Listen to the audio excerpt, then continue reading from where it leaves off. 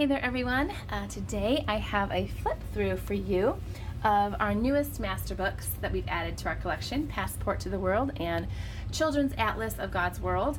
I did an unboxing earlier and you saw those, and I did promise a flip through. I have My Story here because we have actually changed the way that we are using My Story in order to incorporate these other two books that I've picked up, and I'll get to that in a minute. I'm going to pull these away for just a second so that I can do a flip through of our new books for you, just to kind of show them to you, and then I'll bring My Story back in towards the end and show you how we have adjusted our original plan and how we're using it now. We love it. It is like working so well. So first I'm just going to show you through this first book. It is published by Master Books, and I will leave the link below where you can find this and all the other books in the video. It is a hardback book, and it's pretty big. It's not too big for little hands, but it is a nice sized book, and it is not an all-inclusive every country of the world atlas. It's just these ones here that are shown. These are the contents that are discussed in this book, but it isn't meant to be a true reference book in that sense. It's not meant to have every single country listed. It was meant to kind of give a general global awareness to little ones and to begin to open their minds to places beyond just their home. And it's meant, if you read the introduction, it's meant to just kind of give that initial look at world cultures and things like that. So it is not meant to cover everything, but I just wanted to let you know that, because when you see the word atlas, you might think that this is a world atlas, and it's not in the same way that you may be thinking. It's definitely a good resource to have if you are discussing missions and whatnot with your children, because they will discuss different Christian heritage things, be it advances in the gospel, significant events, things like that, how Christian history has played out in certain countries around the world. They will discuss that and have little flag markers here where they talk about that. They also have some other things here that explain. It's sort of like a little key down here to help you understand how the book is laid out in going forward here. One other thing I'll highlight, and I will show you this section. On each page they do have a little biome sticker to show you the biome represented by that country, so that you know a little bit about the habitat. Certainly many countries have multiple kinds of habitat, but there is a little discussion here about what biomes are and where they're located. And I personally used that in our Earth and Space science when we got to biomes and habitats and things like that. And it was covered better in here than it was in the book that we're using for science. So I was happy to have this on hand. And when you get into and I'm sorry about the glare, guys, I'll try and tilt this up a little bit. When you get into the actual content of the atlas, this is what one of the continent pages looks like. So they take one 2-page spread and kind of do a general look at the continent, listing all the countries here, giving some basic information, and then they get into the country specific pages here. So here's the US. They actually have a couple pages for the US, and they list things over here on the side, some basic information. Something that we've really enjoyed doing is listening to the national anthem for the country. My children have loved that. So this is just, I'm going to flip through ahead here to a different continent so you can see how they, so here we have Europe, and then we get into one of the European countries, Norway. Okay, and you can see they have here the little Christian heritage flag. It's talking about the first Christian king of Norway and what he did in his nation to advance the cause of Christ. And I'm going to look for one of those.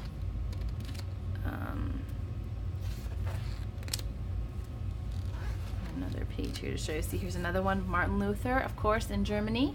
He's a good one to highlight to our littles. And they even have some significant World Heritage sites marked by the B flag as well. So it's not just geography. It does cover, I think, quite a good chunk of world history in here as well. So it's a great way to kind of get world geography and history at a very basic elementary level for your kids. And it's always nice when that is done with a biblical worldview, so that the hand of the Lord is seen in that history. Okay, so this is the page that I was real excited to find when we were doing our science lessons over this, because this is just so beautifully done, and it's all on one spread, so they can my kids can easily go between the different biomes and see where they're at in the world, read a little bit about them. And I really just liked this page. I don't know, it may not impress you, but I thought this was very well done and I liked it. They do also have a glossary, so you could use this for your vocabulary, and you could even put these into Quizlet or something like that and do geography quizzes or something like that if you wanted to. Different holidays, just in a calendar form, and then of course your index. Okay, so that is this book, just a flip through. Not really getting into too much how we use it there, although I was kind of commenting along the way. This here is a Passport to the World. Okay, and both of these books actually come in the elementary geography pack from Master Books. So there is actually a third book that comes with this. It's a teacher's manual with worksheets and activities for your children. They actually schedule this out for you, provide a schedule. We're not using it that way. I'll get to it in a moment how we're using it. I just wanted to show you the books, but I thought at this point I should tell you that there is an actual schedule with lessons and worksheets, recipes, activities, flag activities with coloring the flag, all of that for each lesson. But I'm using these a little bit different, so I'm just going to show you through the books in this video and then tell you how we're using it. So this book here is actually different than what I thought. The whole time I thought this was just another country's book, okay? This is actually a language tour. This is actually discussing world languages. Now it does get into a lot of the culture in the country, and there's a lot to be seen and a lot to learn. But when I opened this up and I saw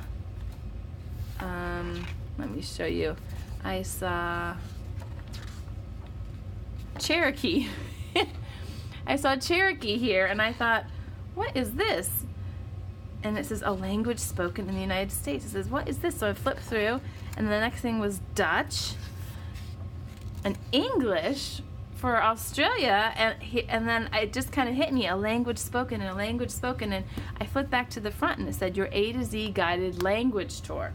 So just so you know, it's definitely a good book for world culture, all of that, but it doesn't cover, it just covers these nations here. Okay, this glare is not so good. These are the nations it covers, and what it's highlighting in that nation, among other things, there's lots of things it talks about, is the language. Okay. All right, so this kind of just gives you a breakdown of the book, what's on each page. I'll just hold this here in case you want to look. This is how to use it.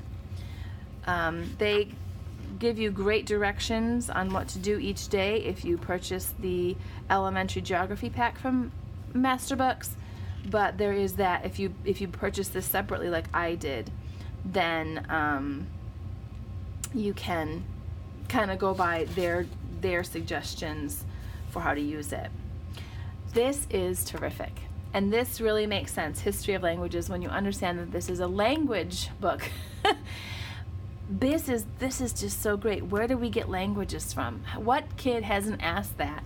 And this just takes you through using God's Word, and lets you know how we have all these languages that we're going to learn about in this book. Where did they come from?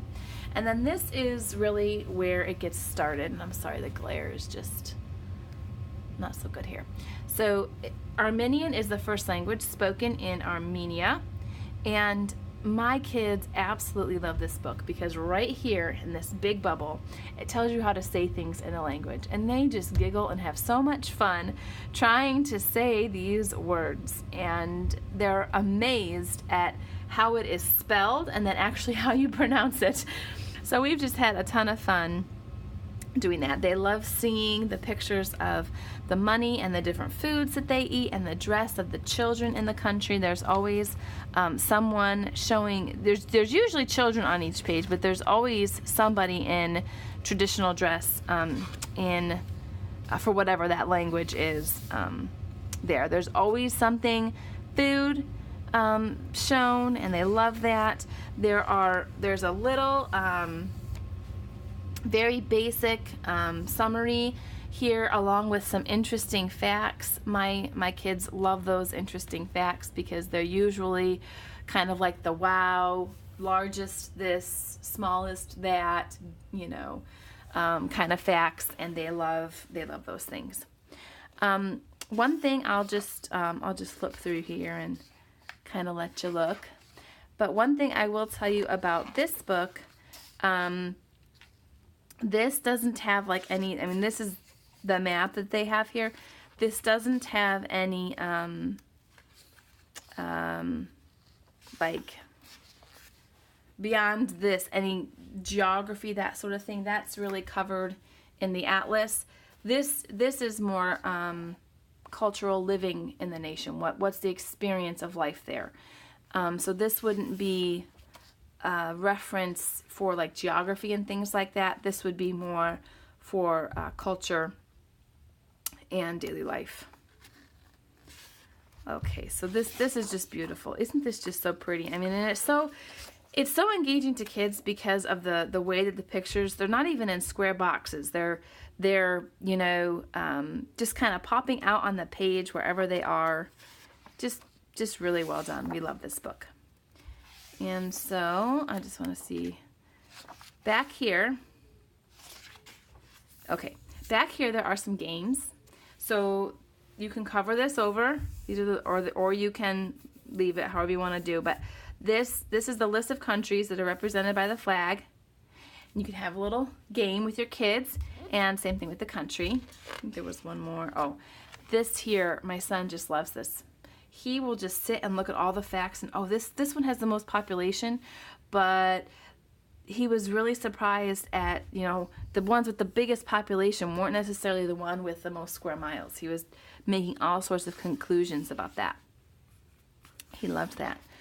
This here gives you some other, like taking it further kind of things, other websites, things that are going on around the world that maybe you want to kind of discuss with your kid. Compassion International, World Vision, some of the different mission projects that you may want to discuss with your child after having looked at the places where these things are happening. And these here are stickers. Yeah, there's just one sheet. These are stickers. There's a little passport in the front. We are not using that this go round because I might come back to do that later on, but we're not using the passport right now for our first go round because we're probably not going to get to all the countries in this because of how we're using it. So that's just a flip through of these two books. Now I'm just going to bring back my story real quick and show you how we're actually using these. Because like I said, we did not get the elementary geography teacher's book or student worksheet book, whatever you want to call it. We didn't get that. We just have the books. So what we're doing, this is where we are this week. We are on lesson 15, sailing to Africa on a cruise ship. And so all I do is I just say, okay, well, where are we going? And this is actually really helpful. This is a page that's at the beginning of each unit, and this is telling me we are going to South Africa. So I will just look through here and see if it highlights, any other countries or whatever. And it looks like we're going to be in South Africa here. So I will go to this this book here, and I will open it up to South Africa, and I will give this book to my daughter or my son, whoever wants it. Usually they take turns, one wants this one this week, and then they switch. I will open this up and hand that to her, and she's 3, so a lot of times she'll get the other one, but I'll give this to one of my kids, and I'll just tell them to start exploring, and they'll just start looking and seeing what they want to share. And then I'll go to this book and open it up to South Africa. And again, when we did Antarctica was not in this book because there's no official language of Antarctica because there's no country. It's just a continent. So they were not represented in this book. But here is, no, that's not right. That's Swaziland. Where is South? 54. South Africa is here, and we did this yesterday. And I opened up this book and gave it to my son, and I gave the other book to my daughter, and they just sat at the coffee table and just looked and said, oh, look at that, they eat that. Look at that animal, Mom, what's that called? And Mom, is that their money? What's that worth? And like I said, we looked up the national anthem because it was highlighted here that that's our national anthem. So I basically will just read through the lesson from my story. I'll read through this, and then I'll say, let's find out more. Let's explore, and let's look at our other books and find out some fun facts about South Africa, things that we might see if we were really to travel there. What would it be like? What would we eat? Things like that. And then we'll go on to the next day, and I'll ask them if they want to get the books out, or if they want to practice saying the words again, because they like to practice these words. And usually they want to look at these. We do My Story 2 or 3 days a week, and usually they want to look at these extra books both days, but some days they don't. Some days they'll just want to do the My Story book. But I just love having it there as kind of a something they can hold in their lap, because see, I hold this and just treat it as a read aloud, and so I love having something that they can have in their lap as we're going through these countries, and just add a little bit more, because there isn't always pictures of kids and people in here. A lot of times it's places of the scenery and things that you'll see there. And these books here, well, particularly this one, show children and people.